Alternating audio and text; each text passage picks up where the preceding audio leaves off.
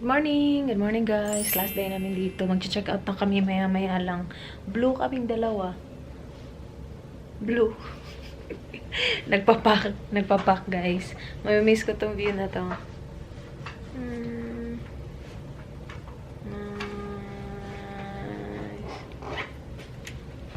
Malapit na matapos mag-pack. Si Dan ata magbe-breakfast ata siya. Ako hindi. Kasi coffee lang ako. Tapos tatapusin ko to. I-haul ko pa yan, oh. Siguro isasali ko na lang yung haul dito sa vlog na to. Pero tingnan muna natin kung meron pa tayong kailangan i-pack. So, yan na yung last na kulang pa ng konting, siguro mga 1 kilo na lang yung kulang yan. So, yung ilalagay ko dyan is ito. Yung toiletries na Dan. Ay, tsaka. Ang ating fancy liner. Just under 21. Oh, perfect. Okay, now we're good then. 23 kilos yung namin guys, yung allowance namin. Tapos nandito na lahat, nilagyan ko na dito yung toiletries. Yan, hand carry ko.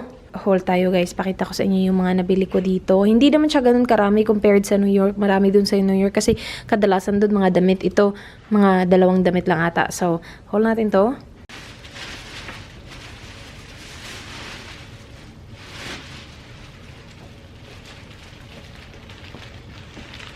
Okay. So, magsisimula tayo dito sa, ito galing sa, sabi, welcome to Fabulous Las Vegas. I think nabili namin to doon sa Flamingo, sa loob ng Flamingo Hotel. Mga ano lang to guys, mga magnet. Ito ang cute talaga nito. It was 3 for $10. Merong maliit na bear, at saka bear. So, lalaki at saka babae guys. Ako to at saka si Danny po. Is that my new bag? Is my new bag? Kakainis tong taong to sa akin eh. And ito, welcome to Las Vegas. Ganyan. So, originally $5.95 pero kapag bumili ka ng tatlo, $10. Ang cute ng mga bear kasi yung nila, gumagalaw-galaw. Ang cute. Ganda ng lighting dito, babe. Ay, ito. Excited ako nito, guys. So, every state na pupuntahan namin, bibili kami ng ornament. So, sana hindi ito masira. It says, welcome to Fabulous Las Vegas, Nevada. Ito, $6.95 each. So, yan. Isa lang yung binili ko. Sa New York, meron na din ako. I'm pretty sure napakita ko na yun sa haul. Sana na hindi ko yung nakalimutan. I have an Urban Outfitters bag. Yung laman nito guys is yung Mario Badescu na drying lotion. Nandun na, napack ko na. Marshalls, bumili sila ng jumper. So, ito guys, it's actually a really good deal. Nakakaloka yung Marshalls. Ang mura din pala dun. Originally, $75. Dan got it for $16.99 only. Gustong-gusto niya pumupunta dun sa mga ganun. Marshalls, TJ Maxx. Kasi mga nakasale. And it's just an NBA hoodie, guys. Ngayon, alis kami dito. Punta kami LA. Doon kami manunood ng Lakers. So, yan. Sa Forever 21, binalik ko lang to dito kasi hinubad ko siya. Pero, nakita nyo na to guys sa vlog kahapon. It's just a dress na parang i-wrap around mo siya. Hindi mo siya makikita ng maayos. Ang bango. Punta ako ng Forever 21, diba? Tapos meron silang like isang section doon na puro sale. Kaya lang ang gulo, tapos ang dami. Sa dami parang nakaka-overwhelm na ang hirap na maghanap. Marami naman akong tinry doon galing sa sale section. Ito lang yung isang tinry ko na hindi galing sa sale. And ito pa yung nagustuhan ko. Yung mga naka-sale hindi ko nagustuhan. So that was like $24.99. We went to parang CVS, bumili lang si Dan ng Authentic Casino played cards. So, ito daw mga nalaro to sa casino daw. And it's like $1.45 ata sa CVS. Ito, we went to ABC stores. So, ABC is parang siya guys, souvenir shop din siya dito sa Vegas. Censored siya ng mga kalendaryo guys. Ibibigay niya sa papa niya para joke na gift daw.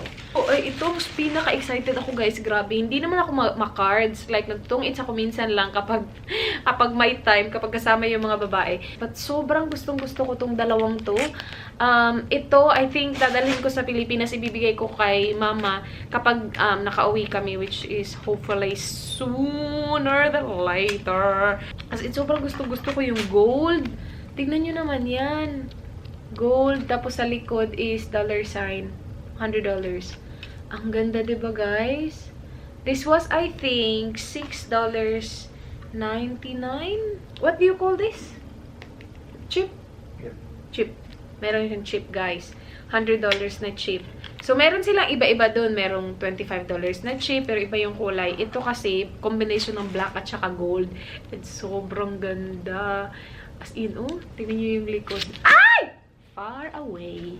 Now, sa makeup na tayo, guys. So, ito yung pinuntahan ko kahapon. Hindi ko pinakita sa inyo kasi nga plano ko gawin tong haul na to. Pero I went to Morphe and Sephora. Sa New York haul ko, pinakita ko sa inyo na bumili ako nung set ng mga volumizing spray. And yung pinaka nagustuhan ko, guys, sa lahat is yung IGK Beach Club. So, I got the full size. This is $29. And sabi, vegan, cruelty, and gluten-free.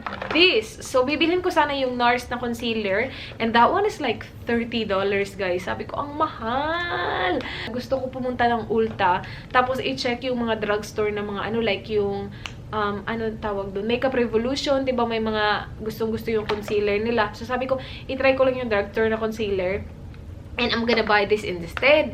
Kasi this one is like $28. So, instead of buying the concealer, sabi ko ito na lang. Kasi, ang daming magaganda, guys. And nandito yung favorite ko na Stila na na liquid lipstick. Actually, hindi ko pa to na-open. So, i-open natin kung ano yung laman talaga niya. 5 lipsticks, 2 full size. So, okay na, diba, guys? 2 full size. Magkano kaya yung isang full size ng isa? Especially, hindi ko alam kung magkano yung Huda Beauty. Feeling ko mahal yan. Kasi meron dito, my gosh! Do we have scissors? So, ito yung isa sa full size. Yung Stila Stay All Day. Again, isa sa mga favorite na lipsticks ko talaga. This one is in the shade Caramello. Hala, that reminds me of Kathleen Light's, ay, light siya. Caramelo. Light siya, guys. Okay lang siguro yan, no? Okay lang yan. Ay, patay. Peachy siya, guys. Hindi to bagay sa akin. Pero, itong Huda Beauty, maganda to. Tiningnan ko to dun eh. This is the shade Trendsetter. And yeah, ito yung maganda, dark. And wala akong Huda Beauty na lipstick. So, ganyan siya, guys, oh. Yan. Yan, mas maganda yan, dark. Yung isa light. And then, it comes with the Buxom, din, guys, yung full-on lip cream. Ay, lip cream pala to. Hindi pala to lip gloss. Ako na talaga yung fail. Akala ko lip gloss eh. Okay lang yan. Ganyan. And then, it comes with the Makeup Forever, din siya. Artist Liquid Matte.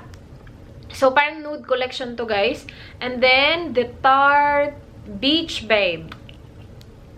Ayan. Ayan, okay yan na nude.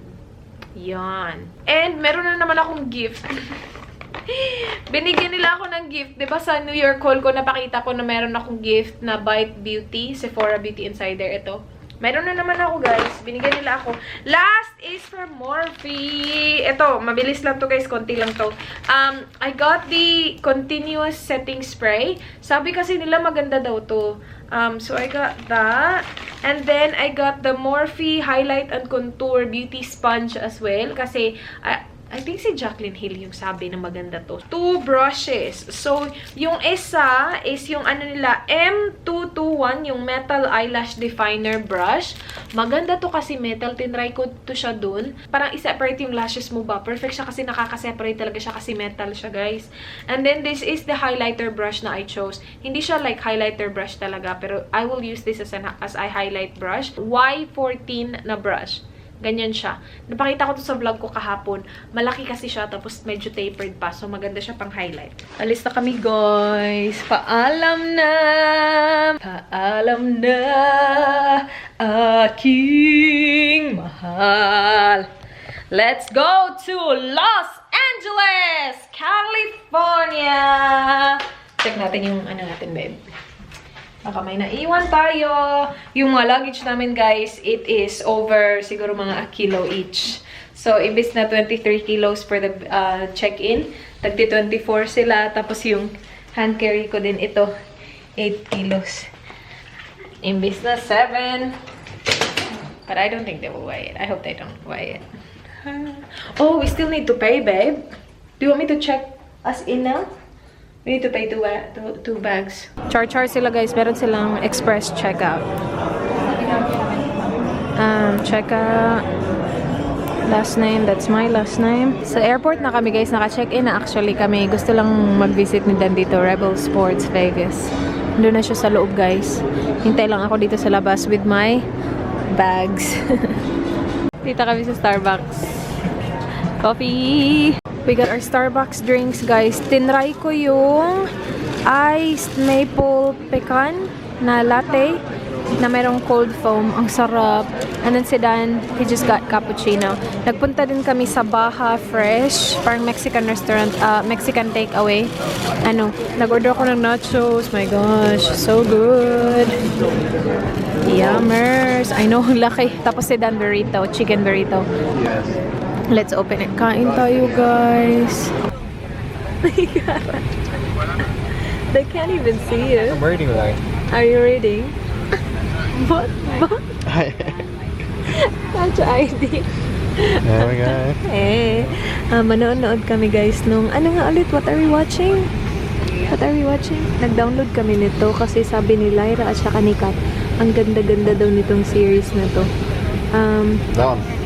The Haunting of Hill House, yeah. So, hindi pa kami nakanood and manonood kami ng isang episode because this fight is only like an hour.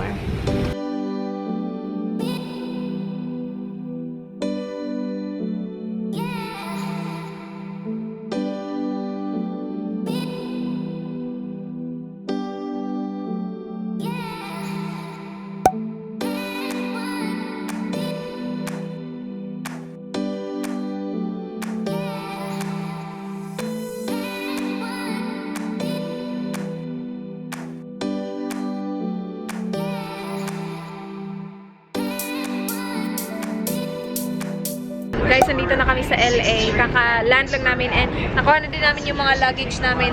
Madamay-damay to. It made it to LA pa. Hindi ko kasi naubos. And gusto ko siya, kaya lang hindi ko siya maubos kasi ang laki. Anyway, hinihintay na namin yung, hindi pa pala. Magbubook pa pala kami ng Uber. Kinukuha lang ni Dan yung address ng Airbnb. So, first time kami mag-Airbnb, guys. Guys, nandito na kami sa aming Airbnb. Apartment siya, guys. So, we will be here for 5 days. Are we here for 5 days, babe? Yeah, 4 days. 4 days. Gaya ng Vegas. Pag open mo sa door, ito yung makikita mo. Pero may door dito papunta sa master's bedroom. Meron din siyang ensuite. So, dyan muna yung papakita ko. So, yan. Yan, malaking mirror, which is good. Lighting. Nice lighting. Ito yung bathroom. So, dyan yung shower. Yan. Tapos, bathtub. Dyan. And then, toilet. And then, dito sa gilid is the master's bedroom. And, looks like that. Asan yung switch dito? Wala. Yun lang yung lighting niya. Yung lamp. Yan. And I like this, guys. Ito pala yung pa-outfit natin today. Hindi naman kita ng maayos kasi yung lighting hindi masyadong bright. But, ito yung closet. You won't be using it anyway. Pero yeah, merong mga drawers. Cool. Vacuum. Meron ba silang kabayo, babe? Do they have ironing? Yes, they do. Ironing board right there. So, maganda naman, malaki. In fairness, ang laki. Tapos paglabas mo, pakita ko sa inyo yung lounge. Paglabas, so balik na tayo dito. Looks like this. Meron siyang steps pababa. So dito sa gilid yan, very simple lang nung nila, mga dekorasyon. Big couch, table, kitchen area, TV, tas merong fireplace which we won't be using kasi mainit dito. And then sa labas. So the good thing here is merong sariling fridge na malaki, meron ka pang microwave and oven which we won't be using anyway. Ang tawag dito, dishwasher. Merong dishwasher. Yan, perfect. And yeah, daming drawers. Dito sa labas, tingnan natin kung anong ganap. Oh, hindi ako marunong. How do you open this, babe?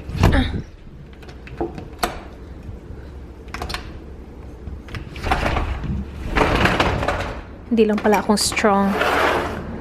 So, ito yung labas. Yan, guys. Yan. Makikita natin ay mga puno. Okay, let's go back. So, this Airbnb, we paid $200 per night. $200 US. Tapos na kami mag-chill-chill ng slide, guys. Punta tayo Hollywood Boulevard. And sabi ng babae kanina, yung may-ari ata nitong apartment, sabi niya, ano daw, ayaw niya daw dun kasi mabaho. Tapos mga rudo yung tao dun. Pero gusto namin siyang i-check. So, we'll go. Pasensya na sa lighting, guys. Paiba-iba kasi parang hinahanap ni camera yung ano. Anyway, let's go, babe. Dito na kami, guys, sa Hollywood Boulevard. May mga stars. Sabi ni Don, i-film mo yung mga stars. Tingin-tingin siya. Chuck Lorre. Hindi ko kasi ito kilala. Uy, wala akong kilalang mga Hollywood. Meron akong kilala. Kevin Hart lang. Sabi ni Don, hala, Kevin Hart. Mag-picture ka sa kanya. Eric Estrada. Chris Rock. Sino yan? Who's that? David Copperfield. Chris Rock. I don't know them, babe. Donald, Connor, Charlie Morgan. Sheen. I don't know them. You don't know Charlie Sheen? Hindi ko kilala sila, Bob Hope, babe. he's an old famous dude. Okay. Christopher Reeve was Superman, the Big first Superman. Bird. Big Bird is a character, isn't it? Yeah. Yeah. Hanap kami ng snacks para sa bahay, guys. Charbahay. Popcorn? No, let's try something American. Para matry natin ba? Pa-popcorn ka dyan. Ano ba yung American? O, diba? Walang alam. Tingnan nyo yung Hollywood tape, guys. $9.79 sa Australia. Umabot ng $20. Mura lang dito. So, $9.79 siguro mga $11, $12. Kung i-convert sa, Australian. Ano to? Highlight pa more. Guys, ang daming tao. May ganap, guys. Doon, ano siya, Chinese theater. Close siya. Parang meron atang premiere ng movie. So, yung mga tao naman nag-aabang kasi daw baka makakita sila ng artista. Ikaw din, abang ka din? Ayan na naman yung amoy, guys. Ayoko yung amoy na may nagsismoke ng...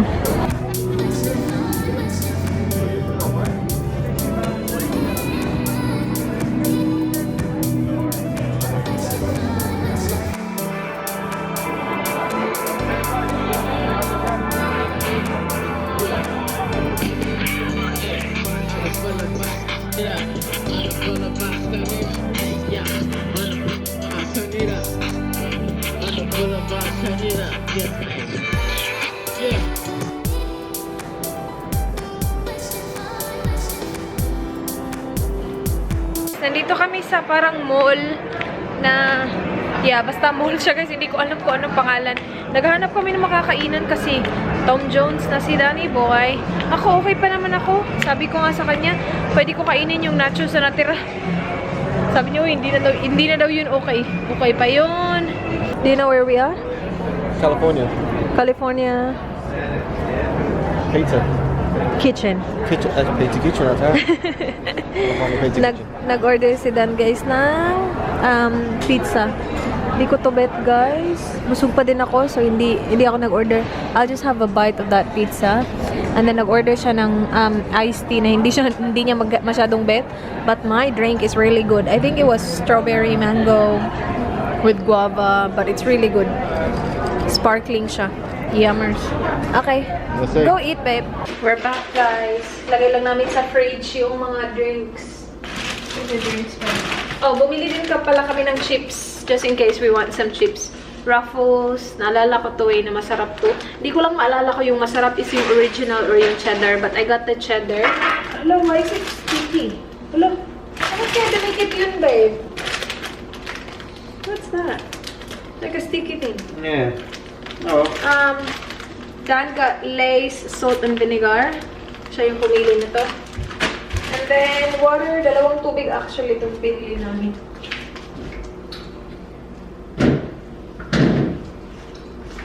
Maglo-laundry din kami, guys. May laundry din sa baba.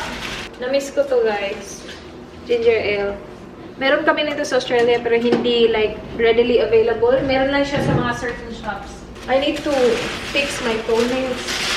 Grabe, ang tsaka na ng nail polish ko. So, I got Beauty 360 nail polish remover. Ganyan siya, And I got this nail polish from OPI, guys. Nakita ko siya sa Marshalls. Murang-mura lang. $3.99. Yan.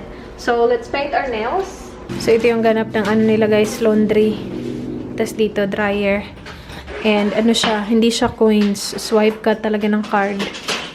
Nagbumaba na kami para ilipat yung laundry sa dryer. And 45 minutes yung dryer. Hala, did you take note of the time? Yeah. Okay, good. Update nga pala dun sa ano. Tapos na yung Vegas trip namin pero hindi ko kayo na-update sa aming sugal-sugal.